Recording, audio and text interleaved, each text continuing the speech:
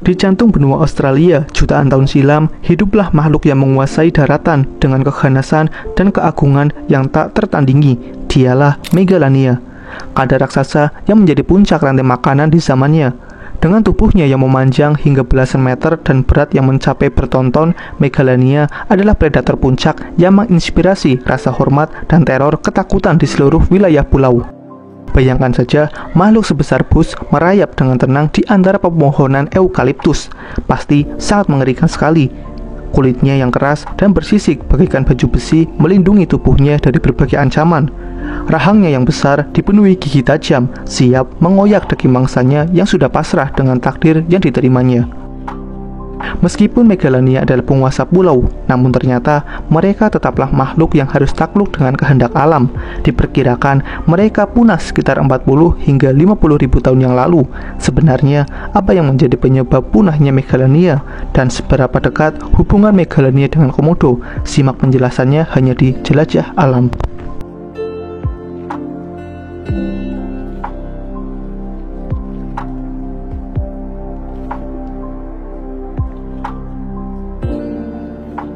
Penemuan awal fosil Megalania terjadi pada tahun 1859.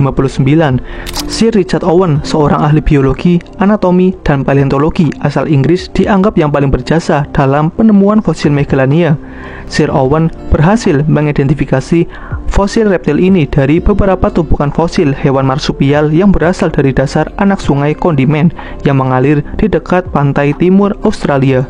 Beberapa fosil lain juga ditemukan di suatu tempat di dekat pantai timur atau tenggara Australia. Sebenarnya, ada sedikit kesalahpahaman mengenai klasifikasi Megalania yang pertama kali ditemukan dan dideskripsikan oleh Richard Owen pada tahun 1859. Kadal raksasa ini diberi nama ilmiah Megalania prisca. Jika diterjemahkan, Megalania artinya pengembara besar, dan masuk ke dalam genus tunggal yaitu Megalaniidae.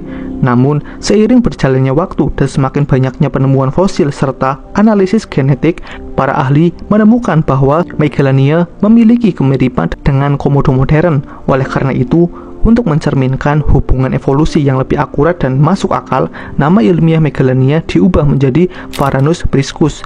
Namun, nama Megalania tetap digunakan karena sudah populer di kalangan masyarakat luas. Baiklah, setelah kita membahas penamaan dari Megalania, mari kita bahas filogeninya. Filogeni adalah studi tentang sejarah evolusi suatu organisme dan hubungan kekerabatannya dengan organisme lain. Mari kita lihat Megalania dekat dengan spesies apa. Untuk memahami posisi Megalania dalam pohon filogeni, kita perlu melihat karakteristik fisiknya dan membandingkannya dengan reptil lain.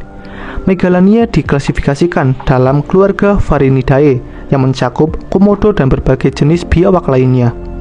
Keluarga ini dikenal dengan ciri khas lidahnya yang panjang dan bercabang serta tubuhnya yang memanjang. Dari analisis genetik, Megalania memiliki kekerabatan yang sangat dekat dengan komodo. Mereka sangat mirip dari segi anatomi dan fisiologi, seperti kelenjar berpisah dan gigi yang tajam. Meskipun memiliki kekerabatan dekat, ukuran Megalania jauh lebih besar dari komodo. Perbedaan ukuran yang ekstrim ini mungkin disebabkan oleh adaptasi terhadap lingkungan dan ketersediaan mangsa di masa lalu. Coba kalian perhatikan pohon filogeni ini. Di dalam genus Varanus, kita dapat melihat kalau percabangan Megalania dan komodo bersebelahan. Berikut beberapa interaksi yang dapat kita tarik dari posisi tersebut. Pertama adalah nenek moyang yang sama. Posisi Megalania yang dekat dengan percabangan komodo menunjukkan bahwa kedua spesies ini memiliki nenek moyang yang sama. Artinya, ada pada suatu titik dalam sejarah evolusi terdapat spesies kadal purba yang kemudian berevolusi menjadi dua garis keturunan berbeda. Salah satunya mengarah pada Megalania dan yang lainnya mengarah pada komodo modern. Kedua, percabangan evolusi. Percabangan pada pohon filogeni menandai peristiwa evolusi di mana satu garis keturunan terpecah menjadi dua atau lebih. Dalam kasus Megalania dan komodo, percabangan ini menandai titik di mana kedua spesies mulai berevolusi secara terpisah, mengembangkan karakteristik yang unik sesuai dengan lingkungan yang mereka tinggali. Ketiga, hubungan kekerabatan. Karena Megalania dan komodo berada di cabang yang berdekatan, mereka dapat dianggap sebagai kerabat dekat. mereka memiliki banyak kemiripan dari karakteristik genetik dan morfologi dibandingkan dengan kadal lain yang berada jauh dalam pohon filogeny. Meskipun Megalania dan Komodo memiliki nenek moyang yang sama, mereka juga menunjukkan contoh evolusi konvergen. Ini berarti bahwa kedua spesies secara independen mengembangkan adaptasi yang serupa untuk menghadapi lingkungan yang mirip. Misalnya saja, keduanya memiliki tubuh besar dan kuat untuk melumpuhkan mangsanya. Meskipun para peneliti meyakini bentuk Megalania mirip dengan Komodo, namun ukuran mereka jauh berbeda. Perbedaan ukuran ini dipengaruhi oleh beberapa faktor seperti ketersediaan sumber daya. Megalania hidup di Australia yang luas dan kaya akan sumber daya alam.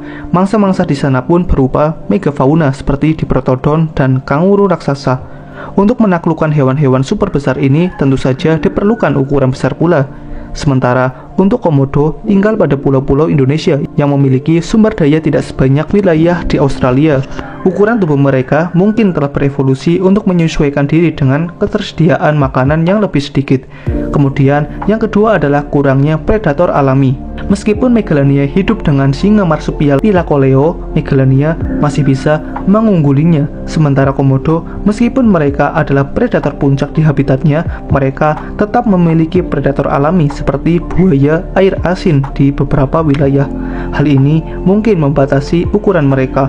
Kemudian, lingkungan yang ditinggali oleh Komodo juga beragam, di mana daerah Indonesia memiliki daerah pepohonan dan lingkungan yang lebih padat. Jadi, dengan memiliki ukuran yang lebih kecil, membuat keuntungan tersendiri bagi Komodo. Sementara untuk Megalania, mereka tinggal di wilayah yang kering dan terbuka. Untuk hidup di wilayah ini diperlukan ukuran yang besar untuk membantu mempertahankan suhu tubuh dan mempermudah menjelajah dan mengejar mangsanya. Itulah beberapa alasan mengapa Megalania lebih besar dari Komodo. Megalania adalah kelompok kadal super besar. Meskipun berukuran besar, ternyata para peneliti kesulitan menentukan panjang pasti dari makhluk ini. Hal ini dikarenakan kurangnya bukti fosil yang ditemukan, sehingga untuk menentukan ukuran makhluk ini, para peneliti harus membandingkannya dengan kerabat dekatnya. Komodo adalah kerabat dekat Megalania. Para peneliti pun seringkali membandingkan bentuk tubuh kedua hewan ini dengan membandingkan ukuran tulang tertentu pada fosil Megalania dan tulang Komodo, sehingga para peneliti dapat memperkirakan ukuran keseluruhan tubuhnya. Hingga pada akhirnya, peneliti menentukan panjang Megalania sekitar 3,5-7 meter dengan berat sekitar 2 ton. Jika kita ingin mengintip bagaimana kehidupan Megalania di masa lalu, kita dapat memperkirakannya berdasarkan perilaku anggota Varanidae lainnya. Kebanyakan Varanidae menghabiskan sebagian besar waktunya di dekat air dangkal. Mereka juga mahir berenang dan penyelam yang handal. Kalau kita hidup satu zaman dengan mereka, kita akan melihat Megalania sering berjemur di bebatuan, tepi air, atau pohon yang menjorok ke atas. Kemudian, jika kita menjauh dari tepian sungai, mungkin saja kita bisa melihat Megalania sedang berburu atau mencuri telur hewan lain. Mereka dapat bergerak dengan cepat di darat, apalagi di tempat yang terbuka. Mereka memiliki kecepatan sekitar 5-6 mil per jam. Banyak anggota Varanus tidur sekitar setengah hari, khususnya Komodo. Mereka membutuhkan waktu pemanasan dan pendinginan yang sebanding dengan ukurannya. Komodo yang lebih besar membutuhkan waktu yang lebih lama untuk pemanasan dan pendinginan daripada Komodo yang lebih kecil. Jika ini dikaitkan dengan Megalania, maka Megalania akan menghabiskan waktu untuk berjemur di bawah sinar matahari atau di tempat yang teduh untuk menyesuaikan suhu tubuh mereka. Megalania adalah salah satu predator puncak di Australia pada zaman Pleistosen. Mereka adalah karnivora sejati. Dengan ukuran mereka yang besar, mereka menargetkan megafauna besar seperti Diprotodon dan Procoptodon. Bukan hanya megafaunanya saja, Megalania juga memburu spesies lain seperti telur, burung, kadal kecil, dan lain-lain. Megalania tidak memiliki predator alami, hanya saja mereka mempunyai pesaing seperti Thylacoleo, singa berkantung dari Australia. Dengan adanya dua karnivora besar ini, tentu saja akan terjadi persaingan memperebutkan sumber daya yang seru pada masa itu. Namun, sangat disayangkan, kejayaan Megalania harus berakhir sekitar 40.000 hingga 50.000 tahun yang lalu. Kemungkinan punahnya Megalania ini disebabkan oleh kedatangan umat manusia. Bukan karena manusia memburu Megalania, namun karena manusia terlalu aktif memburu hewan yang menjadi mangsa Megalania. Akibatnya, Megalania kekurangan makanan, dan lama-kelamaan jumlah mereka semakin berkurang. Dampak persaingan ini tidak hanya dirasakan Megalania saja, namun juga dirasakan predator lain seperti Thylacoleo. Kedatangan puncak makanan baru membuat tatanan ekosistem di Australia makin tak tertata dan membuat beberapa spesies menjadi punah. Perubahan iklim juga mempengaruhi punahnya Megalania. Perubahan iklim yang terjadi di akhir periode Pleistosen yang ditandai oleh aktivitas glaser yang signifikan dan perubahan lingkungan yang cepat membuat Megalania semakin tenggelam dan akhirnya punah. Kisah kepunahan Megalania ini menjadi perpisahan kita pada episode kali ini. Bagaimana tanggapan kalian? Coba tulis tanggapan kalian tentang Megalania di kolom komentar ya. Baiklah, cukup sekian saja pembahasan kita tentang Megalania. Jika kalian suka dengan video ini, jangan lupa like dan subscribe channel Jelajah Alam. Sekian dan terima kasih.